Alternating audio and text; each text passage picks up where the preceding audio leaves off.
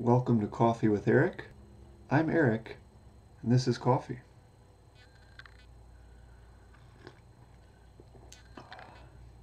I'm talking about my faith this week on Coffee with Eric, and today I just want to share a story from my life.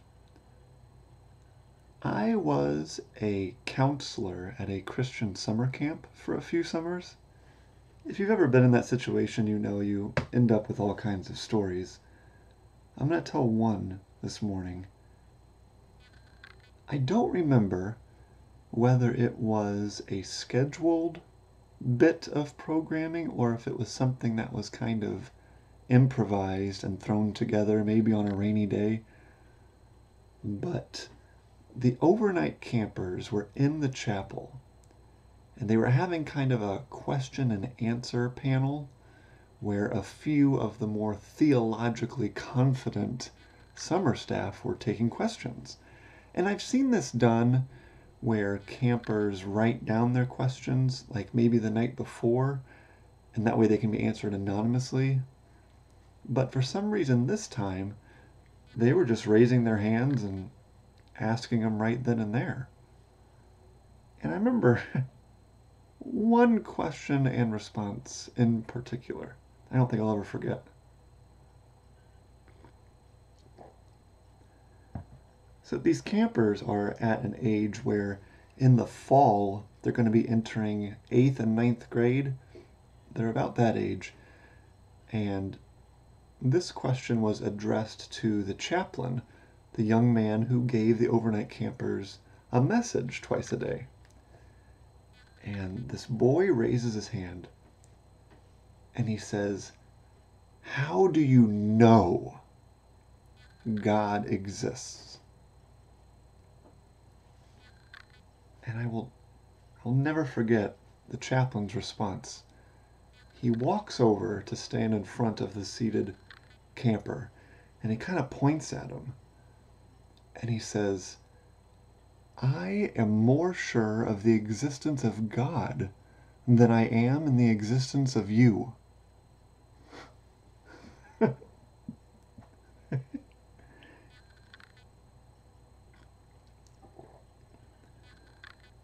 As a 20-year-old Christian sitting nearby, I was like, what? That's not a good response. You're supposed to give him a compelling piece of evidence or at least a compelling story. You didn't even answer his question. But the older I get and the more I sit in my faith, the more I love that response. To the point that I hope if I'm asked similarly, I answer similarly.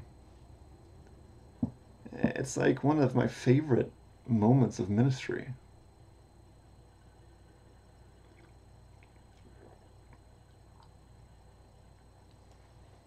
Now, to be clear, he did go on a little bit.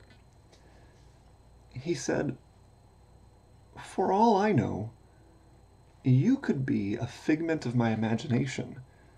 You could be a dream I'm having. You could be a hallucination I'm having. Biblically, you could be an angel or a demon in the form of a human. I don't know you,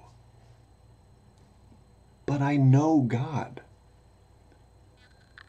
And because I know God, and I know God's Word, I know the character of God. I know the purposes of God.